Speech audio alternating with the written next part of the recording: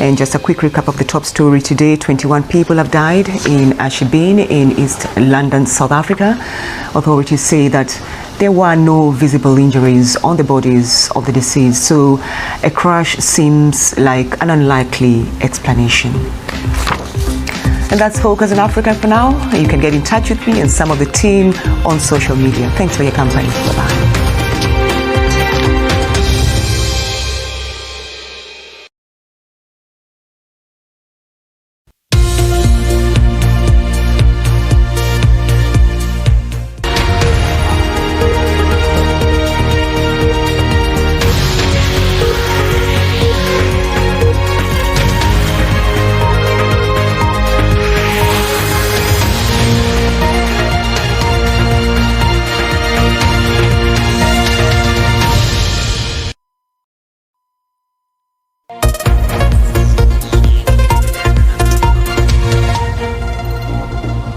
Hello, I'm Ros Atkins. Welcome to Outside Source. We'll start in Ukraine because Russia has struck a shopping centre in the centre of the country with more than 1,000 people inside.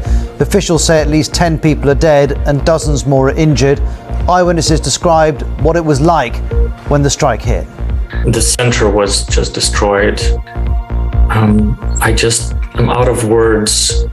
I did not expect that something like this could happen in my town. While this happened, G7 leaders were promising to support Ukraine against Russia's invasion for as long as it takes. And the NATO military alliance has announced plans to massively increase the number of its forces in what's being called the biggest overhaul of its collective defence since the Cold War.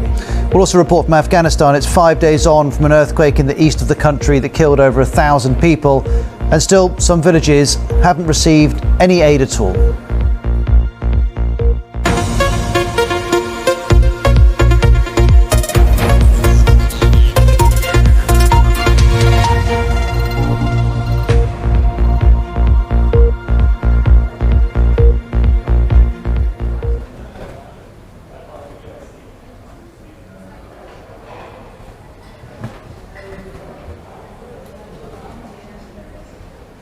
Well, let's begin in Ukraine because this Russian missile strike has hit a busy shopping centre. The Ukrainian President Zelensky said more than 1,000 people were inside the building at the time. Now, this happened in the town of Kremenchuk. It's in the Poltava region. You can see it here marked on the map. It's in the centre of Ukraine. So far, at least 10 people are known to have died, but that number is expected to rise. Now, these are pictures that have been verified. They show the aftermath of the attack. You can see the extent of the damage to the building and how fierce the fire was. Emergency services, of course, arrived quickly. They tried to rescue those caught up in this. They do now appear to have put out the fire. Let's begin by hearing from one eyewitness. Victoria, thank you very much.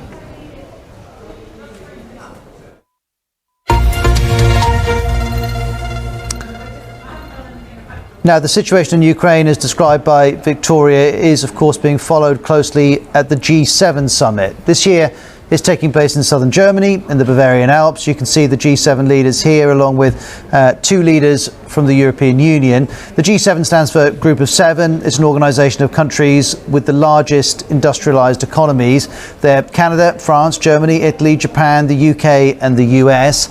And today, President Zelensky of Ukraine addressed the G7 summit via video link, and in return, G7 leaders promised to support Ukraine for as long as it takes. The UK Prime Minister Boris Johnson spoke to the BBC's political editor Chris Mason about his position on the war. So useful. Thanks very much, Sean. We'll speak to you tomorrow, I expect.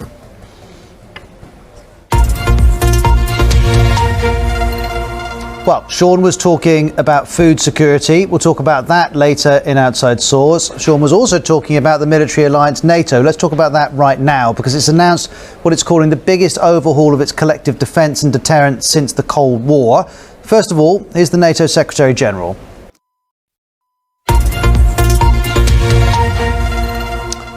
Now, last week, an earthquake in Afghanistan killed over 1,000 people, and aftershocks are still happening, and the humanitarian aid effort very much continues. The worst affected area is Paktika province. You can see it on the map here, close to the border with Pakistan. It's a mountainous region, very difficult to access.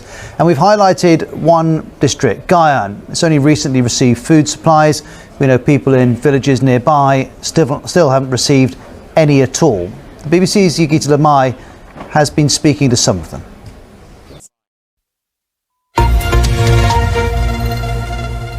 Now to a BBC investigation which has exposed a human trafficking network smuggling disabled children from Tanzania to Kenya. Many are taken from their parents with the promise of a better life. Instead, the children are forced to beg on the streets, often for years, while their captors take all of the profits. And Jerry Mwangi reports from Nairobi. Now, just before we finish this half hour of Outside Source, we've got a story developing in Jordan. There's been an explosion of a gas tank in a port. We understand it's killed at least 10 people and injured more than 250. This happened in Akaba city. It's about 16 kilometers to the north. Authorities have told people to stay inside and close their windows and doors. Akaba's southern beach, which is only 7 kilometers from the port, was evacuated as a precaution. These are CCTV pictures we have. You can see a large silver cylinder being lifted into the air, then it suddenly drops and smashes open. We'll get you more details on this in the coming half hour.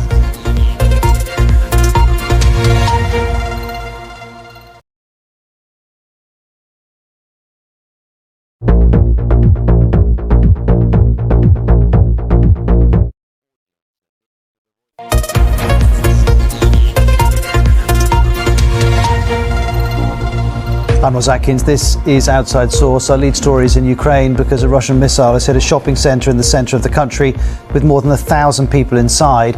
Officials say at least 10 people are dead, but fear the death toll could rise. Eyewitnesses have described what it was like when the missile arrived. The center was just destroyed. I'm out of words. I did not expect that something like this could happen in my town. As that happened, G7 leaders were promising to support Ukraine against Russia's invasion for as long as it takes. And the NATO military alliance has announced plans to massively increase the number of its forces in what it's calling the biggest overhaul of its collective defence since the Cold War. And in Afghanistan, we're 5 days on from an earthquake which killed over 1,000 people, and still some people wait for any aid at all.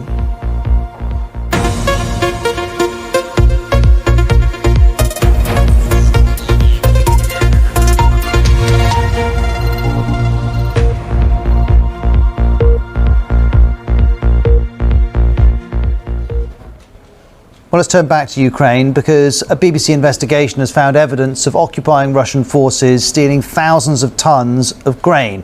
We've talked about this a lot on Outside Source. Ukraine's one of the world's biggest wheat producers, and disruption to supplies is having an impact well beyond Ukraine. In March, the UN warned that with the Russian invasion, we are now facing the risk of imminent famine and starvation in more places around the world. And we're seeing that with increased food insecurity in Africa and the Middle East in particular. Now, Russia is denying that it's stealing any grain. Here's the BBC's Nick Beake with the story. Mr. Milovanov, thank you very much indeed for your time. We appreciate you joining us.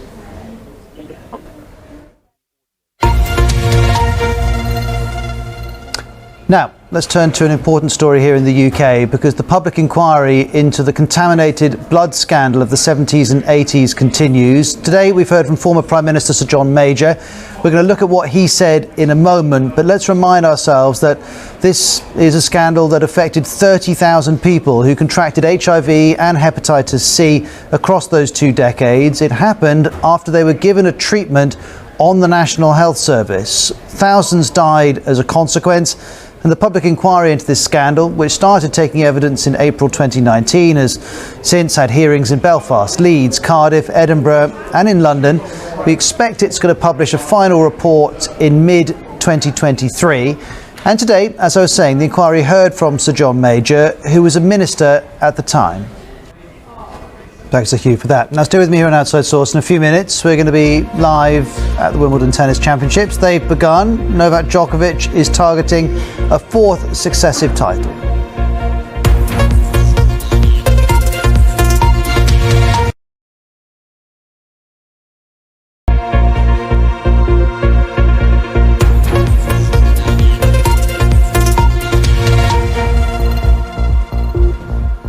I'm Ros Atkins. This is Outside Source. We're live here in the BBC Newsroom. Our lead story is that Russia has carried out a missile strike on a shopping centre in central Ukraine.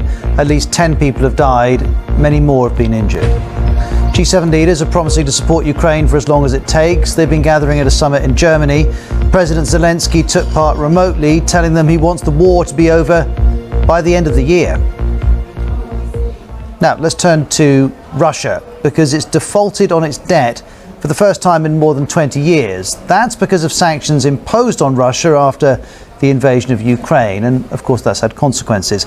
Russia's been trying to avoid a default. It has the money, it's willing to pay, but sanctions have made it impossible to get the payments to Russia's international creditors.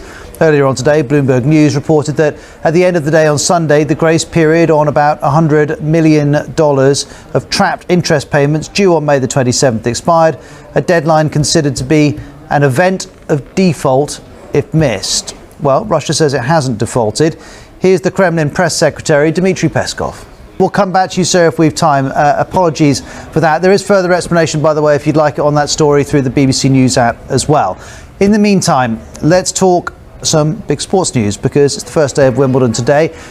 The British weather is doing its usual tricks, sunny at the beginning of the day, but then there were rain delays as the afternoon went on. Britain's top-ranked woman, Emma Raducanu, along with the reigning men's champion Novak Djokovic, both made it through to the second round. Andy Murray is currently battling it out on centre court. Let's bring in Chetan Pathak from BBC Sport, who's live with us from the championships. Hi Chetan, how are we getting on? I'd expect nothing less. Chetan, thanks very much indeed for taking us through that. You can also follow that through the BBC Sport live page online. Now let's go back to our guest. We've sorted out those sand issues, and we can speak to Yanis Manuelides, a senior counsel with the law firm Allen & Overy. Great to have you back with us. Hoping you can hear me okay. We were talking about the fact that Russia has defaulted on some of its debts. What I want to understand is why sanctions that have been put in place prevent Russia from giving money that it has. Because of the unusual default, Yes. Yes. I apologise. I was interested to listen to your answer, but we're completely out of time. Thank you very much. Please come back on again and let's discuss the issue again. That's Yanis Manuelides ending today's programme.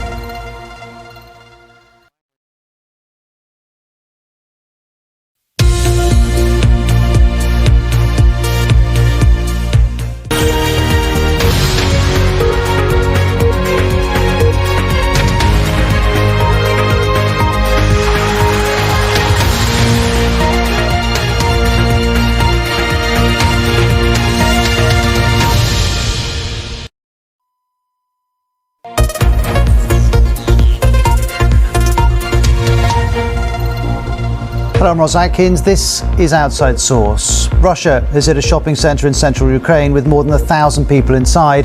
Officials say at least 11 people are dead and many more are injured. Eyewitnesses have described the moment when the strike hit.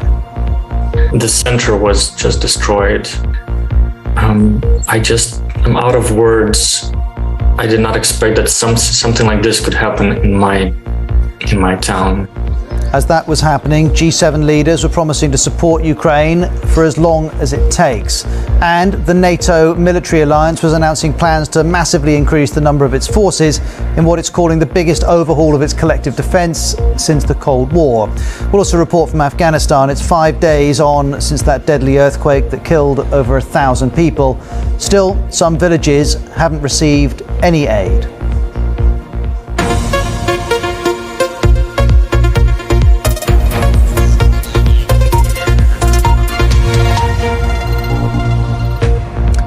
We're going to start today's edition in Ukraine, where a missile strike has hit a busy shopping centre. President Zelensky says more than 1,000 people were inside the building at the time. We know this happened in the town of Kremenchuk. It's in the Poltava region. You can see it marked there in the centre of Ukraine. So far, it's been confirmed at least 11 people died, but that number is expected to rise. These are verified pictures showing the aftermath. You can see the scale of the fire that consumed the building. Emergency services were on site very quickly and of course trying to help those caught up in that. They appear to have put at least some of the flames out. Let's hear from one eyewitness. Now, of course, everything that's happening in Ukraine is being very closely followed at the G7 summit. It's taking place this year in southern Germany in the Bavarian Alps. You can see all the G7 leaders there, along with two of the EU's leaders as well. Now, the G7, the Group of Seven, is an organisation of countries with the largest industrial economies. They're Canada, France, Germany, Italy, Japan, the UK and the US. And today, Ukraine's President Zelensky addressed the summit via video link, and in return the G7 leaders promised to support Ukraine for as long as it takes. The UK Prime Minister Boris Johnson has spoken to our political editor Chris Mason on his thinking around the war. Thanks to Sean for that. Now, let's pick up on the issue of NATO. The military alliance has announced what it's calling the biggest overhaul of its collective defence and deterrence since the Cold War. Here's its Secretary General. Thanks to Katia. Now, in a few minutes on Outside Source, we'll get the latest for you from eastern Afghanistan, because several days on from a deadly earthquake, still aid is not arriving in some of the areas that need it most.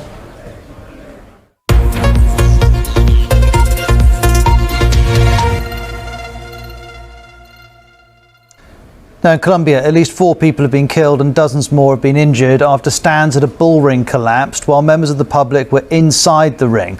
Shelley Phelps reports.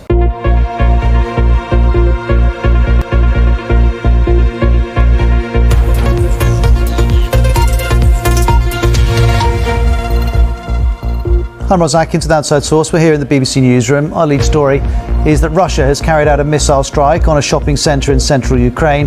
At least 11 people are known to have died, with many more injured. The regional governor described the attack as a war crime.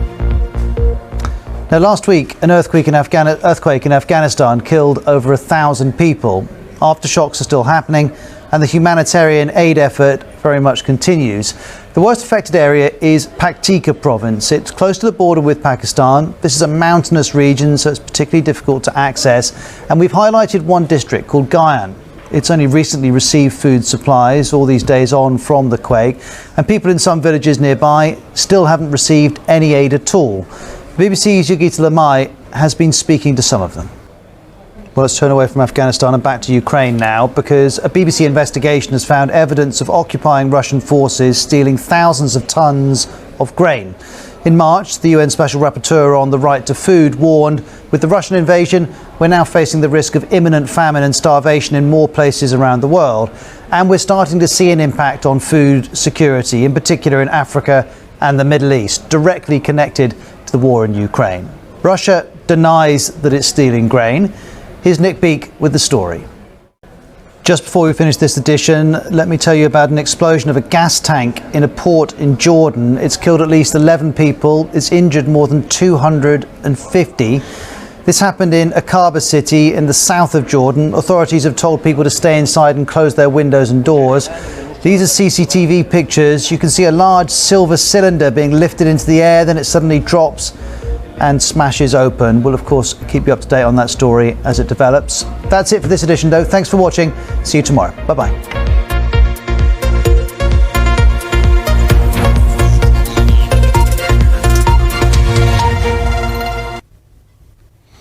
Hello. The eastern half of Europe is in the midst of quite an intense heat wave.